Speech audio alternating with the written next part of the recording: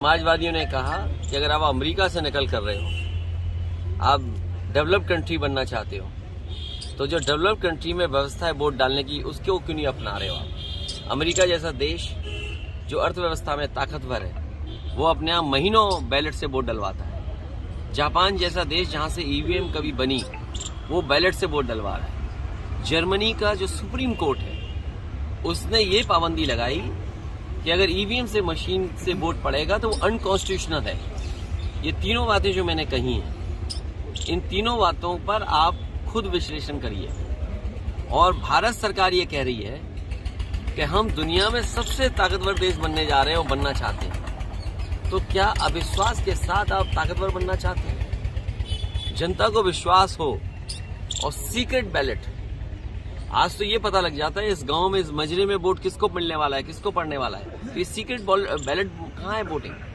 इसलिए समाजवादियों का मानना, मैं आज फिर कहता हूं आपसे, मैं जनता से अपील करूंगा कि समाजवादियों को जिताइए, बीजेपी को हटाइए। बीजेपी के हटने से ईवीएम भी हटेगी। इंडिया गठबंधन में समाजवादियों का प्रस्ताव होगा और जनता से अपील होगी उसके माध्यम से कि देश में ईवीएम हटे, बीजेपी हटेगी तो उससे ईवीएम हट जाएगी। इंडिया गठबंधन को लेकर इंडिया गठबंधन होगा। और मैंने पहले भी कहा कि ये जो परिणाम आए हैं, इससे इंडिया गठबंधन और मजबूत होगा कि आने वाले समय में परिवर्तन होगा, बीजेपी हटेगी। और मैंने नारा दिया है कि सभी दल साथ आएं, खासकर जो समाजवादी पार्टी के साथ गठबंधन में थे। गठबंधन 80 हराओ का नारा देगा। जब 80 हारेंगे तभी भारतीय जनता पार्टी हटेगी, और भारतीय जनता पार्टी हटने से ही देश खुशहाली के रास्ते पर जाएगा। इनके पास नारे तो नए नए हैं, अब कह रहे हैं कि डेवलप्ड कंट्री का सपना देख रहे हैं। जिनके वचन में कोई दम, मतलब कहने और कथनी में फिर अलग अलग हो, क्या कहा और क्या किया। लोकसभा में जो नौजवान कूदे हैं, ये सही बात है कि सुरक्षा, और वहां पर सुरक्षा जो प्रधानमंत्री जी का ड्रीम प्रोजेक्ट था, अगर ड्रीम प्रोजेक्ट में जो लगभग 25,000 करोड़ का बना है, वहां की सुरक्षा ऐसी है, तो मुझे लगता है कहीं न कहीं साजिश भी है और षड्यंत्र भी है। क्योंकि कहीं इसी बहाने सरकार की कोई तैयारी तो नहीं है, कहीं इंटरनल सिक्योरिटी और सुरक्षा के बहाने लोगों को डराने की तैयारी तो नहीं है। एक तो सवाल वो खड़ा होता है, और दूसरा सवाल खड़ा होता है, कई प्रतिष्ठित अखबारों ने कहा कि नौजवान बहुत त्रस्त थे।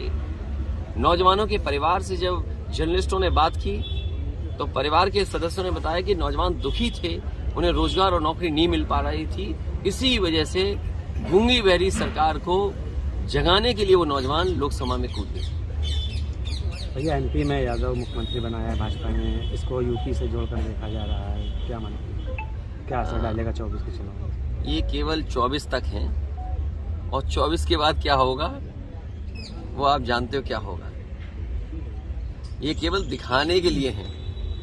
जो कहावत है ना, वो वही है कहावत। ये केवल दिखाने के लिए है। क्योंकि मध्य प्रदेश की बात आपने कही है, मध्य प्रदेश में ये कहा गया और अखबारों में आज भी निकल रहा है, सोशल मीडिया पे आज भी चल रहा है कि जो लाडली योजना थी उसकी वजह से सरकार बनी।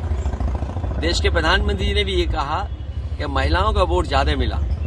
अब आप खुद कल्पना करिए कि लोकतंत्र में जिस नेता की वजह से सरकार बनी हो, वही मामा दुखी हो।